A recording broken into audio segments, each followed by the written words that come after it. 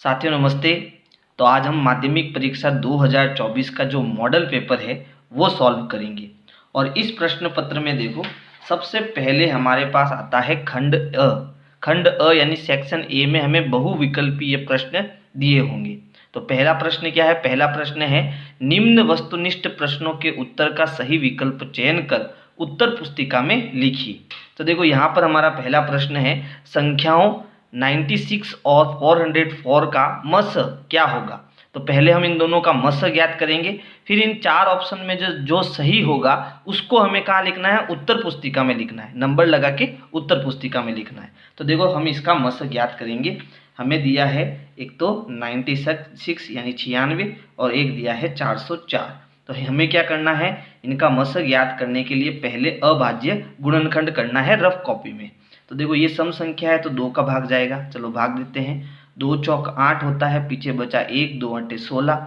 फिर 2 का भाग देंगे तो देखो 2 दूनी 4 और 2 चौक 8। फिर 2 का भाग देंगे क्योंकि ये सम संख्या है। 2 एकम 2 और 2 दूनी 4। फिर 2 का भाग देंगे, 2 छंग 12 होता है। फिर 2 का भाग देंगे, 2 त्रिया 6 होता है और 3 एकम 3 होता है। फिर है 404। तो ये भी सम संख्या है तो किसका भाग जाएगा? 2 का भाग जाएगा। तो देखो 2 दूनी 4, फिर 0 में 2 का भाग देंगे तो 0 बार भाग जाएगा। फिर 2 दूनी 4, अभी भी सम संख्या है तो देखो 2 एकम 2, फिर 0, 2 एकम 2। अब 101 जो है वो खुद एक अभाज्य संख्या है, तो 101 में किसका भाग जाएगा? 101 का एक बार भाग जाएगा। तो यहाँ पर देखो 96 के जो हमने अभाज्य गुणनखंड किए हैं उसमें हमें 2 कितनी बार मिल रहा है? 1, 2, 3, 4, 5। तो इसे हम 2 की घात 5 लिख सकते हैं और गुणे में 3 लिख सकते हैं। यानी इनको जब हम गुणा करेंगे तो वापस हमें 96 मिलेगा। फिर 404 के हमने अभाज्य गुणनखंड किए हैं तो यहाँ 2 कितनी बार है? 2 बार, यानी ये हो गया 2 की घात 2 गुणा 101। ठीक है, अब हमें क्या करना है? 96 और 404 का मस ज्ञात करना है। तो मस कैसे ज्ञात करते हैं?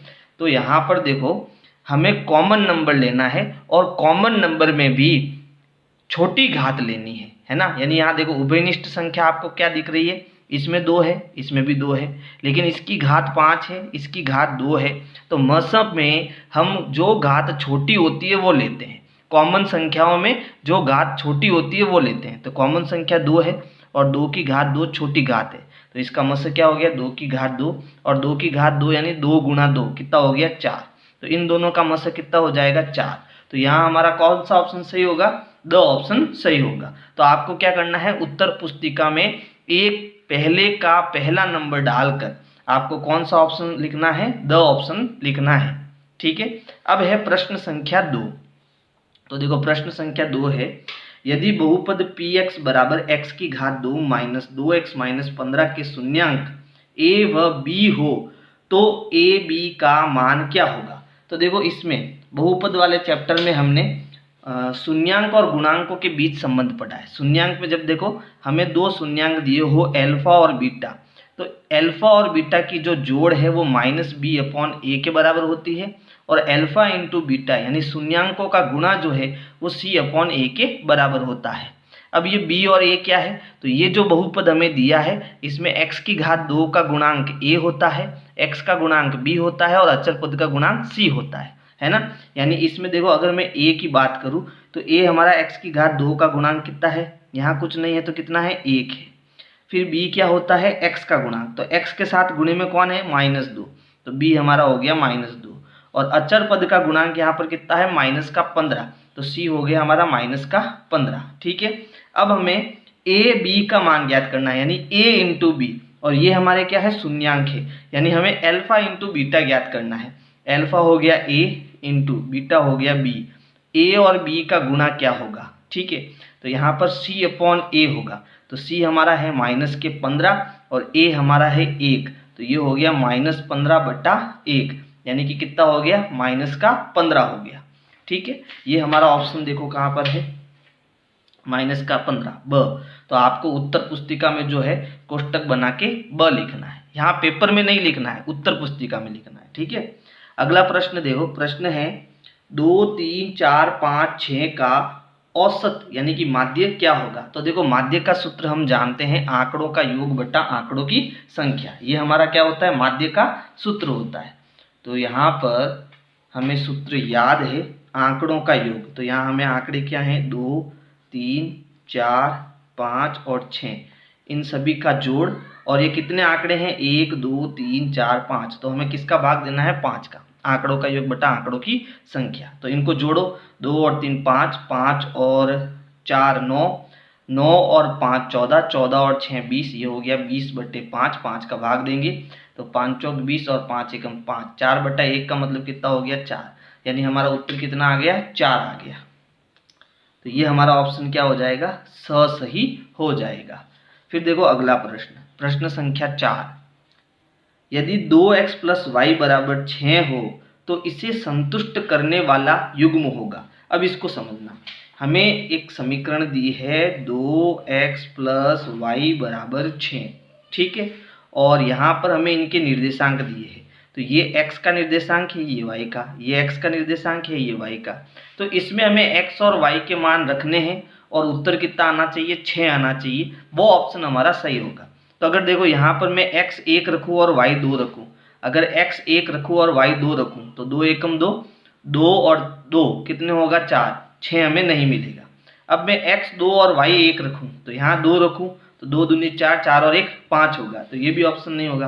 2 और 2 रखने पर क्या होता है, देखो ये 2 x की जगह 2 + y की जगह 2, तो हमें कितना मिलता है, 2 × 2 कितना हो गया, 4 + 2 कितना हो गया, 6। यानी यहाँ पर LHS और RHS हमारा क्या आ रहा है, बराबर आ रहा है, ठीक है। तो हमारा कौन सा ऑप्शन सही होगा, स ऑप्शन सही होगा, ठीक है। ये आपको उत्तर पुस्तिका में लिखना है। अब आ जाते हैं हम अगले प्रश्न पर। तो प्रश्न 5 है, यदि AP का प्रथम पद 6 है और सार्वअंतर 3 हो तो AP होगी, यानी इनमें से कौन सी AP होगी। तो हमें देखो यहाँ पर प्रथम पद को हम A से लिखते हैं, वो हमें 6 दिया है। सार्वअंतर को हम D से लिखते हैं, वो हमें 3 दिया है। अब हमें जब प्रथम पद और सार्वअंतर दिया हो तो हम समांतर श्रेणी कैसे बनाते हैं। तो सबसे पहले आता है प्रथम पद यानी कि A, फिर हम क्या करते हैं, A में D जोड़ते हैं, एक बार D जोड़ते हैं तो हमें दूसरा पद मिलता है। फिर A में हम 2 × D जोड़ते हैं तो हमें तीसरा पद मिलता है। फिर A में हमें 3 × D करते हैं तो हमें चौथा पद मिलते हैं। इस प्रकार हमें समांतर श्रेणी मिलती है। तो देखो A हमारा कितना हो गया, 6 हो गया। अब A + D यानी 6 में 3 जोड़ूंगा तो मुझे कितना मिलेगा, 9 मिलेगा। फिर जो अगला पद है यानी A + D तो है ही है, यहाँ 2D, 2D का मतलब 1 D और जोड़ दो, तो यहाँ D था ही था, इसमें 1 D और जोड़ दो, यानी 9 में D यानी कि 3 जोड़ दो, कितना मिलेगा, 12 मिलेगा। फिर इसमें 3D यानी कि यहाँ 2D तक तो हमने जोड़ दिया, 1 D इसके अंदर और जोड़ दो, यानी 3 जोड़ दो तो कितना मिल गया, 15 मिल गया। तो इस प्रकार से हमें एक समांतर श्रेणी यानी कि AP मिल जाएगी। तो 6 9 12 15 ये हमारा ऑप्शन सही होगा, 6 9 12 15, यानी कि A ऑप्शन ही हमारा सही है। तो यहाँ पर अ ऑप्शन सही कर लेते हैं, ठीक है। नीचे इंग्लिश में दे रखा है। चलो अगला प्रश्न देखो, प्रश्न संख्या 6, निम्न में से कौन सी समरूपता की कसौटी नहीं है। तो देखो समरूपता वाले इंट्रोडक्शन वीडियो में मैंने बताया था कि समरूप क्या होता है, पहले तो ये समझ लो। समरूप देखो, दो आकृतियां समरूप कब होती है, जैसे मान लो मैंने यहाँ एक समबाहु त्रिभुज लिया और यहाँ मैंने एक बड़ा समबाहु त्रिभुज लिया। तो हम जानते हैं समबाहु त्रिभुज का प्रत्येक कोण कितना होता है, 60-60 डिग्री का होता है। तो जैसा ये है वैसा के वैसा ये दिखाई दे रहा है, तो ये दोनों क्या है, समरूप आकृतियां हैं। इसी को हम समरूपता कहते हैं, ठीक है। तो दो आकृतियां समरूप कब होती है, जब दोनों त्रिभुजों के कोण बराबर हो, पहला नियम तो ये है। दूसरा नियम, दोनों त्रिभुजों की भुजाएं जो है एस एस एस वो समान अनुपात में हो। एस एस का मतलब यहाँ समझ लेना, एस एस एस समरूपता कसौटी, ये इससे समझना आप, ठीक है। एस एस एस का मतलब यहाँ इसकी जो संगत भुजाएं हैं वो समान अनुपात में होनी चाहिए। और तीसरा है एस ए एस का नियम, ठीक है, यानी जो संगत भुजा है दोनों और बीच का जो कोण है, ठीक है, भुजाएं तो समान अनुपात में और कोण बराबर होना अनिवार्य है। तो ये 3 कसौटियां हमने पढ़ी थी। तो यहाँ देखो जो नहीं है वो बताना है। तो इनमें से कौन नहीं होगा, कोण भुजा भुजा, ये ऑप्शन हमारा नहीं होगा। तो द ऑप्शन हम सही करेंगे यहाँ पर। फिर देखो अगला प्रश्न, बिंदु A 4, 0 तथा बिंदु B 0, 4 हो तो ए बी का मध्य बिंदु क्या होगा। तो हम देखो निर्देशांक ज्यामिति वाले चैप्टर में हम पढ़ चुके हैं कि जब हमें एक पॉइंट ए दे रखा है, दूसरा पॉइंट बी दे रखा है, ठीक है, तो इन दोनों के निर्देशांक तो यहाँ हमें दिए हुए हैं। ए का निर्देशांक क्या है 4,0 और बी का निर्देशांक क्या है 0,4, ठीक है। और हमें मध्य बिंदु ज्ञात करना है। तो मध्य बिंदु का सूत्र हमने पढ़ा था, क्या पढ़ा था कि अगर ये x1 है, ये y1 है, ये x2 है, ये y2 है, तो x1 प्लस x2 बट्टा 2 जो है वो x का मान आएगा। यानी इस मध्य बिंदु के निर्देशांक अगर हम x और y मान ले तो ये x का मान आएगा। और y का सूत्र क्या होगा y1 प्लस y2 बट्टा 2। तो देखो x1 कितना है 4 प्लस x2 कितना है 0 बट्टा 2। 4 प्लस 0 यानी कि 4 बट्टा 2 भाग देंगे तो कितना आएगा 2। फिर y1 प्लस y2, तो y1 यहाँ कितना है 0 प्लस y2 कितना है 4 बट्टा 2 करेंगे तो 4 बट्टा 2 कितना उत्तर आएगा 2। तो हमें x कितना मिला 2 और y कितना मिला 2। तो मध्य बिंदु के निर्देशांक क्या आएंगे 2,2 आएंगे। तो ये ऑप्शन हमारा कहाँ है यहाँ स में है। तो स हमारा सही उत्तर होगा। फिर देखो अगला प्रश्न, प्रश्न 8 है त्रिभुज ए बी सी में कोण बी समकोण है तथा कॉस ए बराबर 3/5 हो तो साइन ए का मान क्या होगा। तो देखो हम जानते हैं, क्या जानते हैं कि यहाँ हमें कौन सा त्रिभुज दिया है समकोण त्रिभुज दिया है। तो पहले तो हम यहाँ एक समकोण त्रिभुज बना लेते हैं, ठीक है। ये कोण ए हो गया, ये बी हो गया और ये सी हो गया। बी हमारा समकोण है यानी कि 90 डिग्री का है। तो 90 डिग्री के सामने वाली भुजा को हम क्या कहते हैं कर्ण कहते हैं। अब ये कोण है तो इसके सामने वाली भुजा का, क्योंकि यहाँ पर ए की बात हो रही है, देखो तो कोण ए है तो इसके सामने वाली भुजा हमारी लंब होगी और नीचे वाली भुजा हमारी आधार होगी। अब हमें दिया क्या है कॉस ए दिया हुआ है, देखो ध्यान से समझना, कॉस ए बराबर हमें दिया है 3/5, ठीक है। तो कॉस हमने पढ़ा है लाल, लाल बट्टा का, ठीक है। तो ये अनुपात साइन का है, बीच वाला कॉस का है और लास्ट वाला टेन का है। तो कॉस क्या होता है आधार बट्टा कर्ण होता है, ठीक है। तो आधार यहाँ 3 है तो आधार हमें 3 दिया हुआ है और कर्ण 5 है तो यहाँ 5 हमें कर्ण दिया हुआ है। हमें क्या ज्ञात करना है लंब ज्ञात करना है, क्योंकि हमें तीनों भुजाओं का मान पता होना चाहिए तो हम कुछ भी ज्ञात कर सकते हैं। तो लंब ज्ञात करने के लिए हमने देखो एक पाइथागोरस प्रमेय सूत्र पढ़ा था, ठीक है। तो लंब ज्ञात करने का सूत्र क्या था कि लंब बराबर वर्गमूल कर्ण का वर्ग माइनस आधार का वर्ग, ठीक है। तो देखो वर्गमूल कर्ण का वर्ग, कर्ण कितना है भाई 5, तो 5 का वर्ग कितना होगा 25 माइनस आधार का वर्ग, आधार का वर्ग 3 का वर्ग करेंगे तो कितना आएगा 9, 25 में से 9 गया कितना आ गया 16 और 16 का वर्गमूल कितना आएगा 4, यानी लंब हमें कितना मिल जाएगा 4 मिल जाएगा, ठीक है। अब हमें क्या ज्ञात करना था, हमें साइन ए का मान ज्ञात करना था। और साइन ए क्या होता है, साइन ए बराबर लंब बट्टा कर्ण होता है, लंब बट्टा कर्ण होता है। तो लंब हमारे पास आ चुका है 4 और कर्ण हमारे पास पहले से कितना है 5, तो ये हो जाएगा 4/5। उत्तर कितना आ जाएगा 4/5। तो ये हमारा बी ऑप्शन यानी कि ब ऑप्शन क्या हो जाएगा सही हो जाएगा। चलो नेक्स्ट क्वेश्चन, क्वेश्चन नंबर 9 है किसी मीनार की छाया इसकी ऊंचाई के बराबर हो तो सूर्य का उन्नयन कोण क्या होगा। यानी हमें अब जो त्रिकोणमितीय अनुपात इनका प्रयोग है वो वाला चैप्टर है। तो देखो यहाँ हमें दी है मीनार, मीनार हमेशा क्या होती है 90 डिग्री पर होती है। इसकी छाया ये हमेशा कहाँ होती है नीचे की ओर होती है। इनकी ऊंचाई बराबर है, यानी इसकी ऊंचाई x है तो इसकी भी ऊंचाई क्या होगी x होगी, दोनों की ऊंचाइयाँ बराबर है। अब यहाँ पर मैं कर्ण बना लेता हूँ, ठीक है। तो ये कितना हो गया 90 डिग्री का कोण हो गया, 90 डिग्री के सामने वाली भुजा हमारी क्या हो गई कर्ण हो गई, ठीक है। नीचे वाली भुजा आप क्योंकि उन्नयन कोण की बात आ रही है तो उन्नयन कोण हमेशा ये वाला होता है, यानी ये थीटा है तो इसके सामने वाली भुजा हमारी लंब होगी और नीचे वाली भुजा क्या होगी आधार होगी, ठीक है। अब हमें क्या ज्ञात करना है, हमें उन्नयन कोण ज्ञात करना है। तो देखो हमें क्या दिया है, हमें लंब और आधार दिया हुआ है और लंब आधार किस में आता है, देखो लाल बट्टा कक्का, ठीक है। तो देखो लंब बट्टा आधार तीसरे वाले अनुपात में है और तीसरा वाला अनुपात किसका होता है टेन का होता है। यानी हम जानते हैं कि भाई टेन थीटा बराबर होता है लंब बट्टा आधार। तो हमें थीटा ज्ञात करना है तो टेन थीटा की जगह टेन थीटा, लंब कितना है x बटा आधार कितना है x, x से x काटेंगे तो कितना आएगा 1, तो टेन थीटा हमें कितना मिला 1 मिला।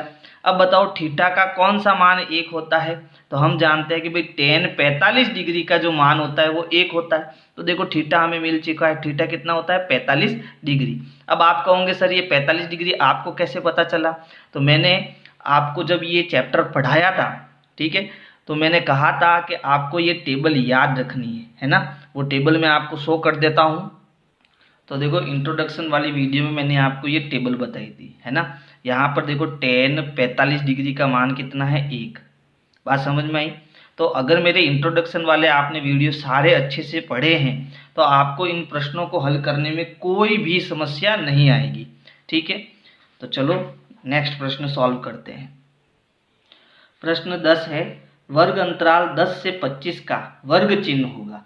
तो ये आपके जो प्रश्न है वो आपके जो बारंबारता वाली सारणी वगैरह आती है ना, उसमें से है ना। तो यहाँ पर हमें वर्ग चिन्ह का कह रहा है, तो वर्ग चिन्ह यानी कि हमें वर्ग तो दिया हुआ है, हम एक तरफ हमें वर्ग दिया हुआ है और हमें वर्ग चिन्ह का मतलब होता है, वर्ग चिन्ह का मतलब होता है कि हमें x का मान ज्ञात करना है। तो वर्ग हमें कितना दिया 10 से 25 दिया हुआ है और हम x का मान कैसे ज्ञात करते थे, आंकड़ों का मान कैसे ज्ञात करते थे, इन दोनों को जोड़ के 2 का भाग देकर, यानी 10 + 25 करके हम 2 का भाग करते थे तो हमें x का मान मिलता था। इसी को हम वर्ग चिन्ह कहते हैं। तो 10 और 25 कितना हो गया 35, 35 में 2 का भाग मिल देंगे तो हमें कितना मिलेगा 17.5 मिलेगा, यानी ऑप्शन हमारा सी यानी कि सही हो जाएगा, ठीक है। चलो अगला प्रश्न 11वां है, किसी वृत्त के व्यास के सिरों पर खींची गई स्पर्श रेखाएं आपस में होती है। तो देखो बहुत बढ़िया प्रश्न है और ये आ सकता है परीक्षा में। हमें वृत्त का क्या दिया हुआ है, व्यास दिया हुआ था, और वृत्त का व्यास कहाँ से गुजरता है, वृत्त के केंद्र से होकर गुजरता है। तो यहाँ पर जो ये व्यास के सिरे हैं, ये पहला सिरा और ये दूसरा सिरा, इस पर जब हम स्पर्श रेखा खींचेंगे तो एकदम 90 डिग्री की, यहाँ पर 90 डिग्री का कोण बनाते हुए स्पर्श रेखा गुजरेगी और यहाँ भी स्पर्श रेखा 90 डिग्री का कोण बनाते हुए गुजरेगी। तो ये दोनों रेखाएं अगर आप देखेंगे तो क्योंकि 90 डिग्री पर है, लंब है दोनों, ठीक है, तो एक दूसरे के क्या होंगी, समांतर होंगी, ठीक है। तो यहाँ पर हमारा उत्तर क्या होगा कि दोनों रेखाएं परस्पर क्या होगी, समांतर होगी, वो ऑप्शन हमारा सही हो जाएगा। फिर 12वां प्रश्न है, भुजा 7 सेंटीमीटर वाले एक घनाकार ब्लॉक के ऊपर एक अर्धगोला रखा हुआ है। तो अर्धगोले का अधिकतम व्यास हो सकता है, कितना हो सकता है। तो देखो बहुत ही बढ़िया प्रश्न है। हमें एक 7 सेंटीमीटर का घन दिया हुआ है। जैसे मान लो ये मैंने एक घन बना दिया, ठीक है, ये घन हो गया और इसकी भुजा की लंबाई कितनी होगी 7 सेंटीमीटर। अब इस पर क्या रखा हुआ है, एक आधा गोला रखा हुआ है, कुछ इस प्रकार से आधा गोला रखा हुआ है, ठीक है। इसका हमें व्यास पूछा है कि अधिकतम व्यास क्या होगा, तो जितनी इसकी भुजा होगी घन की उतना ही तो व्यास होगा, बात समझ में आ गई। तो यहाँ पर हम कहेंगे व्यास की जो लंबाई है वो कितनी होगी 7 सेंटीमीटर की होगी, जितनी घन की भुजा है वही उसका व्यास होगा। तो ऑप्शन हमारा क्या हो जाएगा, सही हो जाएगा। अगला प्रश्न देखो, प्रश्न 13 है, एक वृत्त के प्रत्येक चतुर्थांश के कोण का मान क्या होता है। तो अगर हम देखो वृत्त के चतुर्थांश बनाए, जैसे मान लो ये वृत्त हो गया, इसमें ये केंद्र हो गया, तो यहाँ पर एक तो सीधी रेखा और एक इसके ऊर्ध्वाधर रेखा ये मैंने खींच ली। तो यहाँ पर 90 डिग्री 90 डिग्री 90 डिग्री 90 डिग्री के कितने चतुर्थांश बन गए, 4 चतुर्थांश बन गए। तो हम कहेंगे कि चतुर्थांश, प्रत्येक चतुर्थांश में कोण का मान क्या होता है, 90 डिग्री होता है द। फिर है प्रश्न 15 है, एक पासे को उछाले जाने पर 6 से बड़ा अंक आने की प्रायिकता ज्ञात कीजिए। बहुत अच्छा प्रश्न है। देखो पासे में क्या होता है, 1 2 3 4 5 और 6 ये अंक होते हैं।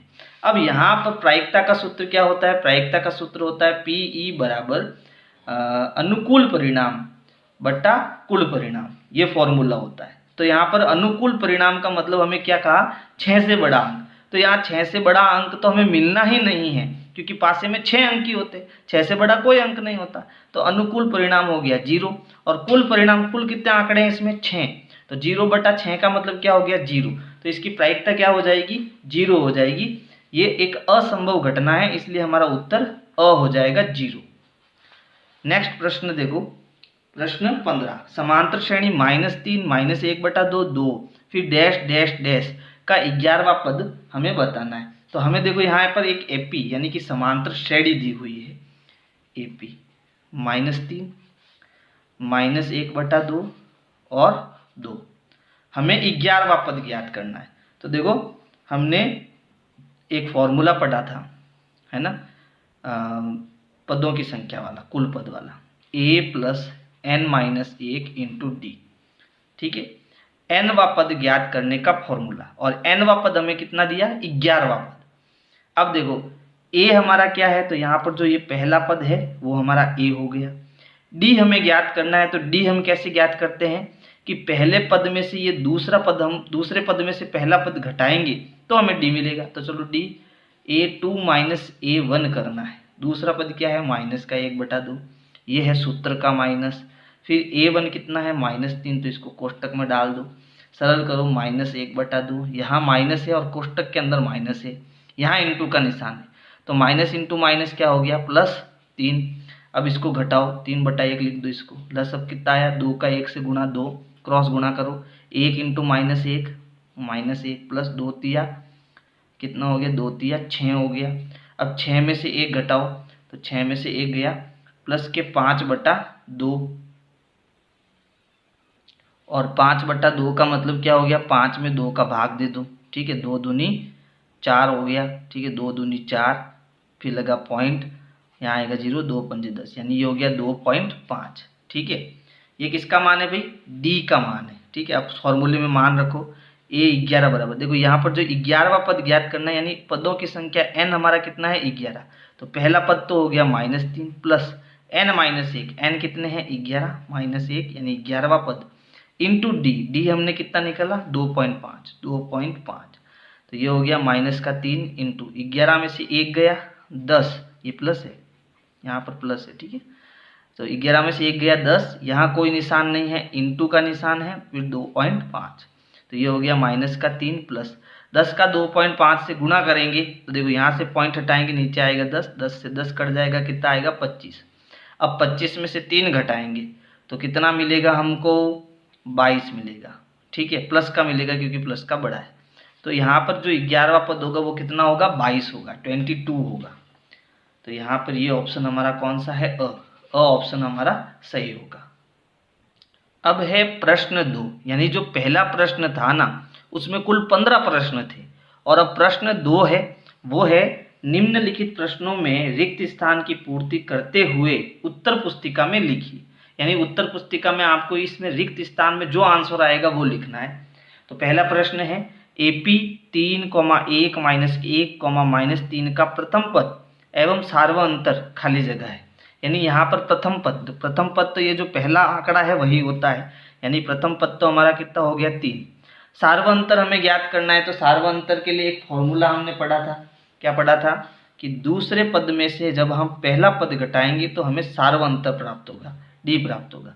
तो देखो दूसरा पद तो कितना है, 1 है, फिर माइनस सूत्र का, पहला पद कितना है, 3, तो 1 में से 3 घटाएंगे तो आएगा -2, क्योंकि 1 प्लस का 1 माइनस का घटेगा, माइनस का बड़ा है तो उत्तर माइनस में आएगा। तो डी हमारा कितना हो जाएगा, -2 हो जाएगा। ठीक है, अब प्रश्न 2 है, cos square 60 degree plus sine square 60 degree का हल खाली जगह है। तो देखो इसको तो बहुत आसानी से हम समझ सकते हैं कि cos square theta plus sine square theta बराबर हमेशा कितना होता है, 1 होता है। तो यहाँ पर 60 डिग्री और 60 डिग्री को हम थीटा ही मान लेते हैं। ठीक है, तो दोनों की जोड़ हमेशा कितनी आती है, 1 आती है। वैसे आप इसको टेबल से भी समझ के कर सकते हो। ठीक है, तो उत्तर हमारा कितना आएगा, 1 आएगा। अगर आप चाहते हो नहीं सर मुझे तो इसको सॉल्यूशन से समझाओ, ठीक है, मान लो ये खाली जगह में नहीं आए और सॉल्यूशन वाला आ जाए, तो आपको कैसे करना है, देखो यहाँ हमें दिया है cos square 60 degree plus sine square 60 degree. तो यहाँ पर cos स्क्वायर 60 डिग्री की जगह में क्या बना लेता हूँ, कोष्टक ऊपर वर्ग प्लस साइन स्क्वायर यानी वर्ग ऊपर ले लेते हैं। अब cos 60 और साइन 60 का मान हमें कहाँ लिखना है, कोष्टक में। तो देखो ये हमारे पास टेबल है, ठीक है, वो आपको पहले ही जो आपको उत्तर पुस्तिका देंगे उसमें पीछे आप बना लेना। कॉस 60 डिग्री कितना है 1/2, साइन 60 डिग्री कितना है √3/2। तो ये मान हम लिख देते हैं, कॉस 60 तो है 1/2 और साइन 60 कितना है √3/2। अब ऊपर क्या है वर्ग, तो देखो 1 का वर्ग 1 होता है, 2 का वर्ग 4 होता है, √3 का जब हम वर्ग करेंगे तो √3 का वर्ग का मतलब होता है √3 गुणा √3। तो जब √3 का √3 से गुणा करते हैं तो हमें कितना मिलता है 3 मिलता है। तो ये हो गया 3/2 का वर्ग 4, दोनों का लसअ कितना आया 4, ऊपर जोड़ो 1 + 3, 1 और 3 कितना होता है 4/4, 4 से 4 कैंसिल करेंगे तो कितना आएगा 1। तो cos स्क्वायर प्लस 60 स्क्वायर का मान कितना हो जाएगा 1 हो जाएगा। तो देखो अब है तीसरा प्रश्न। एक शंकु की त्रिज्या 6 सेंटीमीटर है, वह ऊंचाई 8 सेंटीमीटर है, तो शंकु की तिर्यक ऊंचाई ज्ञात कीजिए। तो देखो तिर्यक ऊंचाई का फॉर्मूला हमें पता है कि L बराबर होता है √r² प्लस h²। तो r हमें कितना दिया है, तो त्रिज्या तो दी है 6 यानी कि r का वर्ग यानी 6 का वर्ग प्लस 8 यानी ऊंचाई h 8 का वर्ग। अब 6 का वर्ग 6 गुणा 6 कितना हो गया 36, 8 का वर्ग यानी कि 8 गुणा 8 तो 8 8 64, दोनों को जोड़ेंगे तो 6 और 4 10, हाथ लगा 1, 7 और 3 10, ठीक है।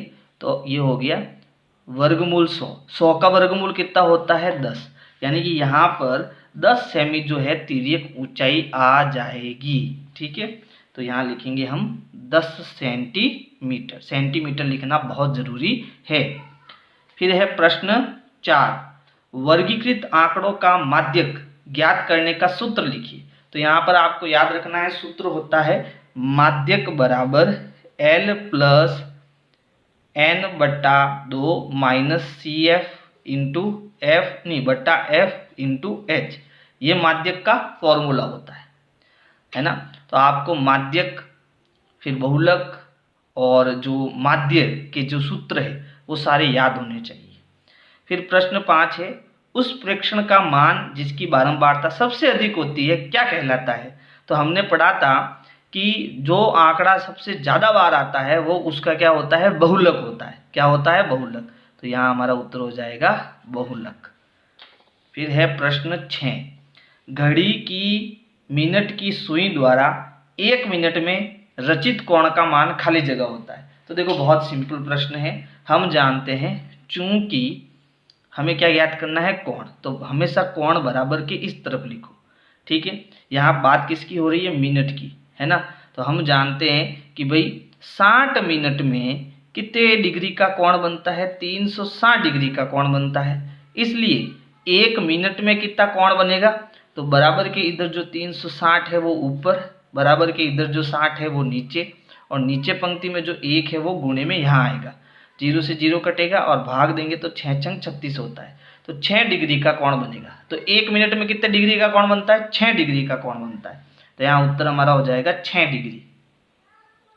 देखो अगला प्रश्न है, एक असंभव घटना की प्रायिकता खाली जगह होती है तो कितनी होती है 0 होती है।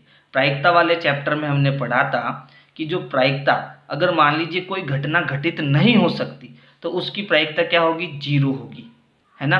अभी अपने पास एक प्रश्न आया था कि किसी पासे को फेंकने पर 6 से बड़ा अंक आने की प्रायिकता, तो 6 से बड़ा अंक आ ही नहीं सकता है तो उसकी प्रायिकता कितनी होगी 0, ठीक है।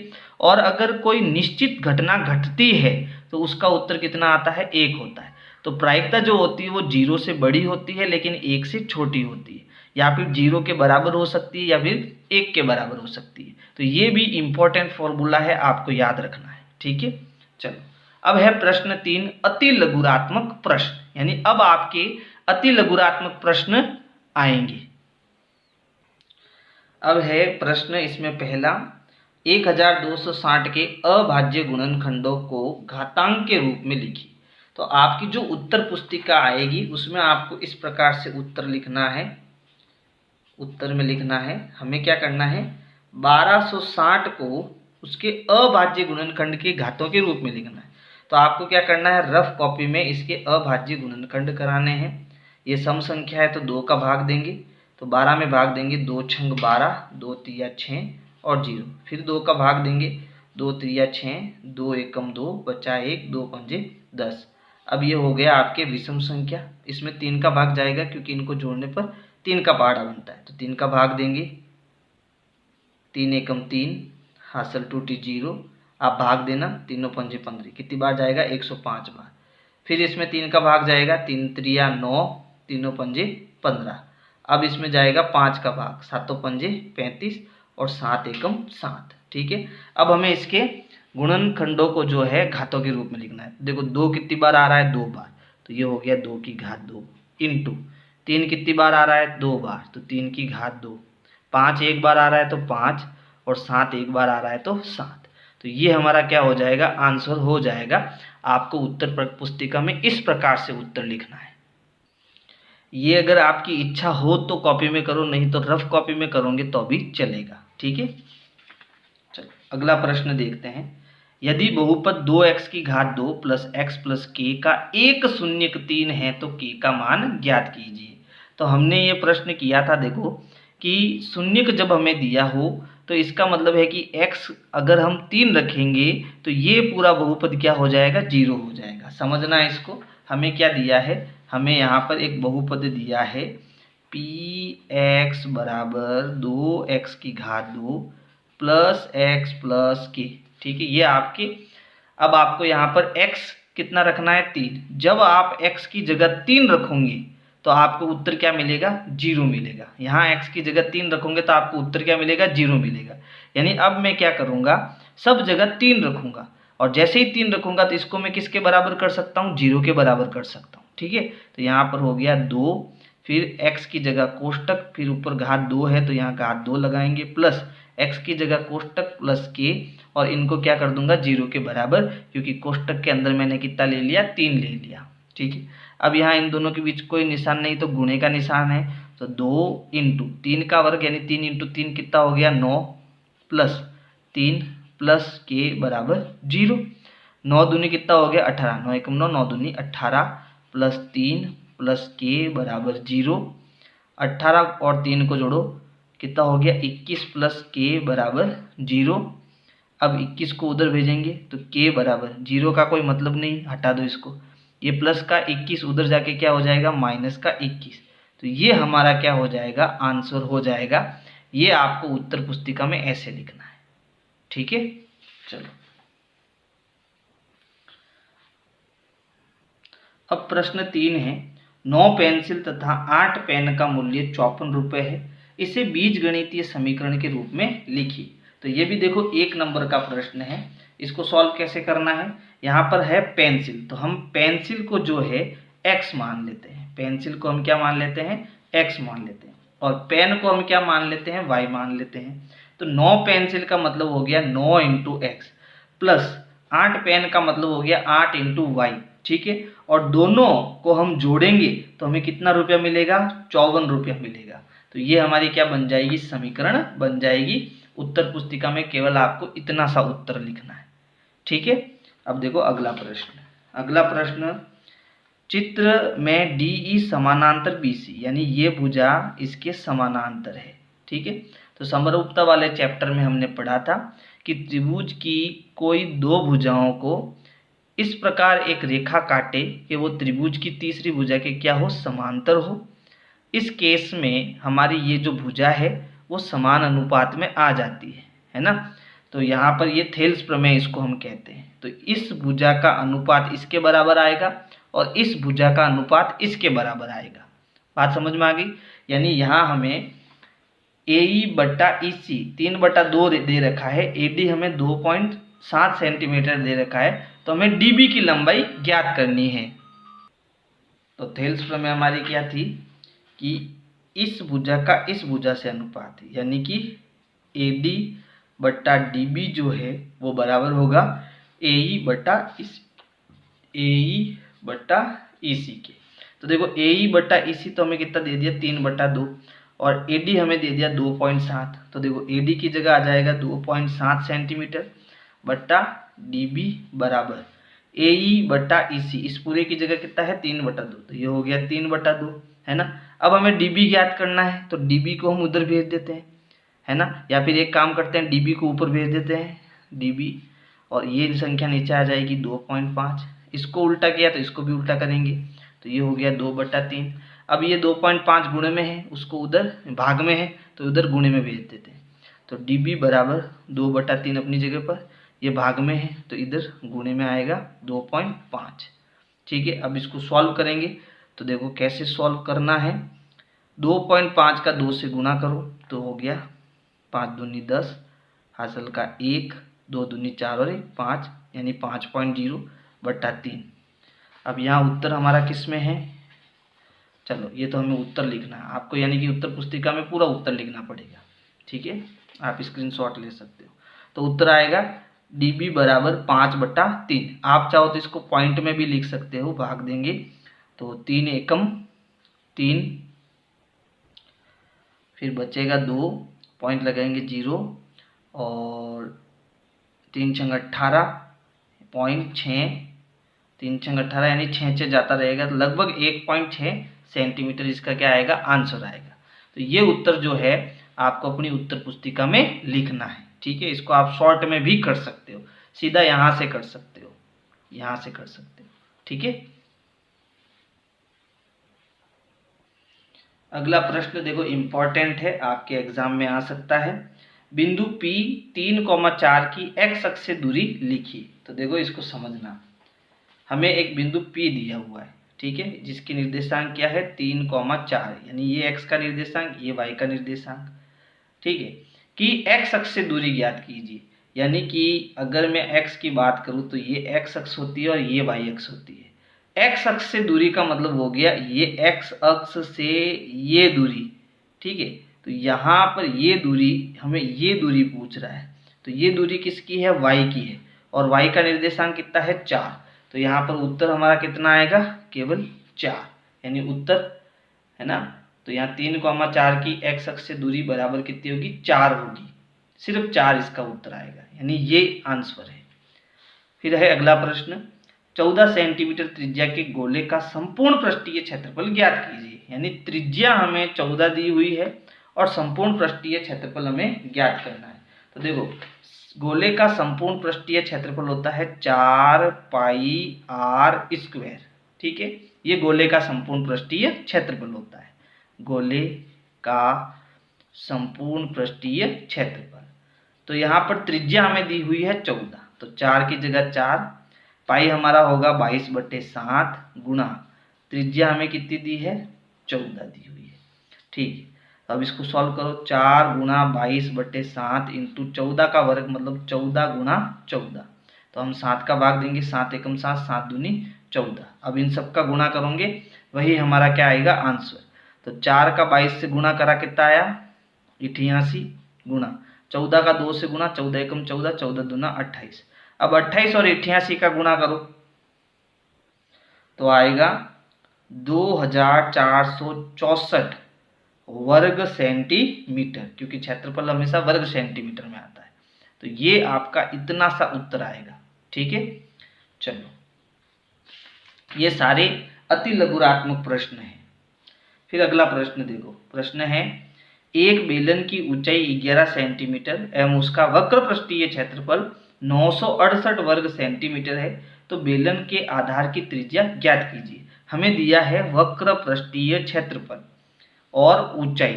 ठीक है, तो बहुत सिंपल प्रश्न है, सूत्र याद होना चाहिए आपको, है ना। मैंने जो इंट्रोडक्शन वीडियो बताई है उसमें सारे सूत्र मैं लिख चुका हूँ, तो वो सारे सूत्र पहले आपको याद कर लेने हैं। ठीक है, तो हमें देखो एक तो ऊंचाई दी हुई है 11 सेंटीमीटर और वक्र पृष्ठ का क्षेत्रफल, वक्र पृष्ठ का क्षेत्रफल हमें दिया है 968 वर्ग सेंटीमीटर।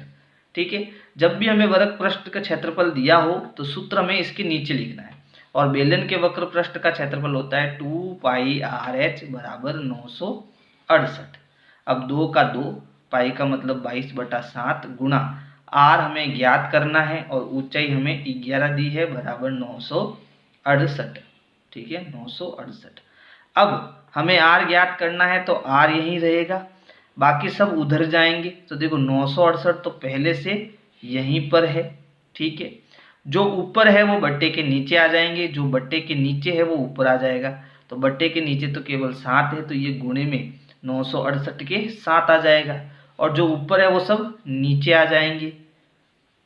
ठीक है, अब इसको सॉल्व करेंगे तो देखो 968 में हम पहले 11 का भाग देते हैं, तो 968 में 2 11 का भाग, 11 8 88, बचा 16 में से 8 गया 8 और ये 8, 11 8 88, कितनी बार भाग गया? 88 बार भाग गया। ठीक है, तो ये गया 88 बार भाग। अब 22 का भाग जा रहा है इसमें। ठीक है, कितनी बार जा रहा है? 4 बार, 22 चौके 88 होता है। अब देखो 2 का भाग जा रहा है, 2 एकम 2, 2 दूनी 4, लास्ट में आपका कितना बच गया? यहाँ पे 7 बच गया, तो 7 का 2 से गुणा करा दो, 7 दूनी 14, यानी आर हमारा कितना आ गया? 14 सेंटीमीटर आ गया। ठीक है,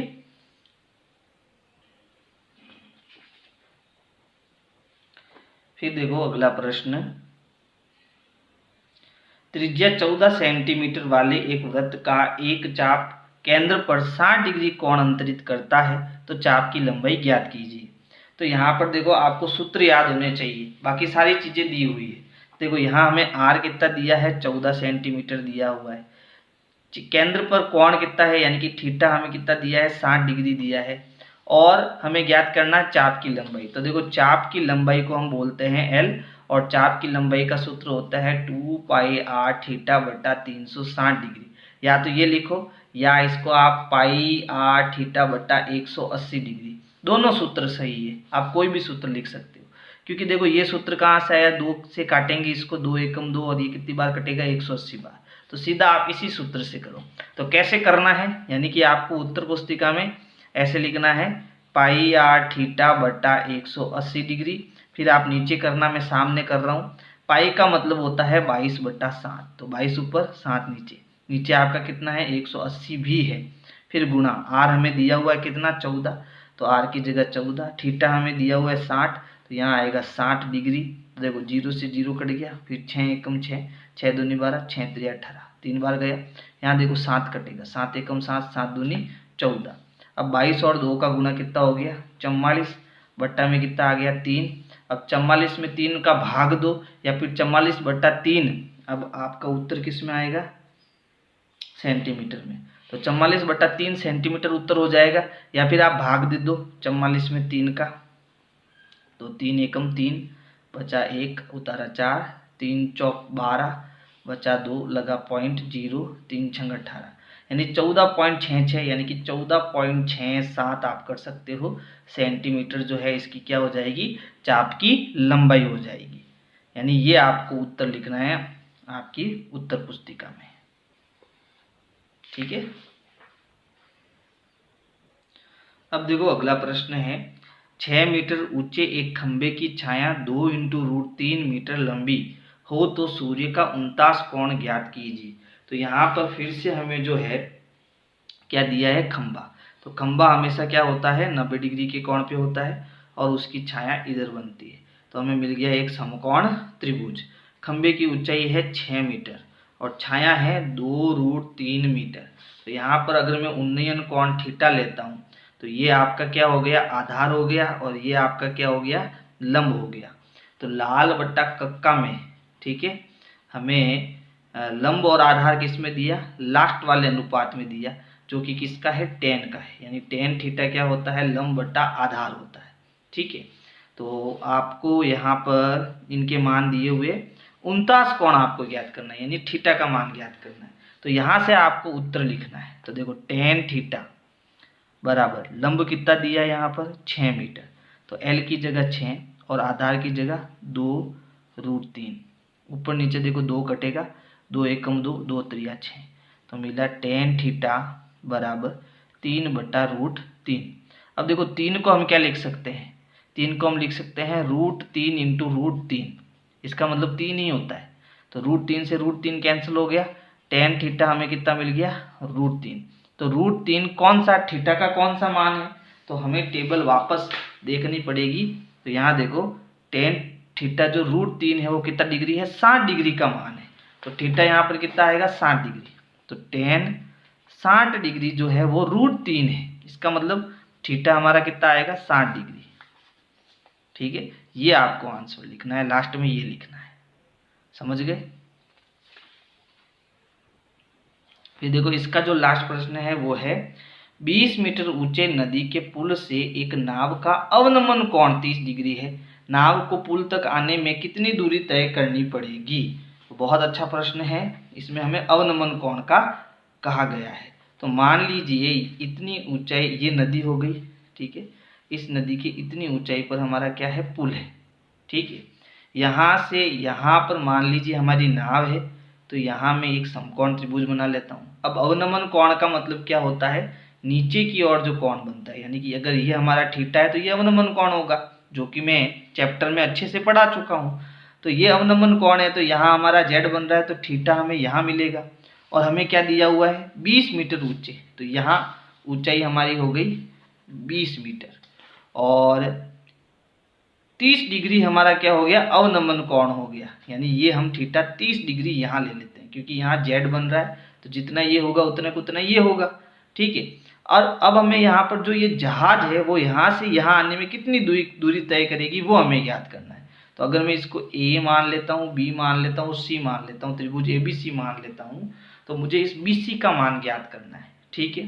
तो इस केस में देखो, ये हमारा क्या है, लंब है, और ये हमारा क्या है, आधार है। तो यहाँ भी tan थीटा बन रहा है, ठीक है। तो हम लिखेंगे tan थीटा बराबर होता है लंब बटा आधार, और थीटा हमें दिया है tan 30 डिग्री, थीटा हमें दिया है 30 डिग्री, और लंब कितना है 20, और हमें यहाँ BC की लंबाई ज्ञात करनी, तो आधार की जगह कितना आ जाएगा, BC आ जाएगा। अब tan 30 डिग्री का जो मान होता है वो होता है 1/√3, ठीक है। तो tan 30 की जगह आ गया 1/√3, ये हो गया 20/BC।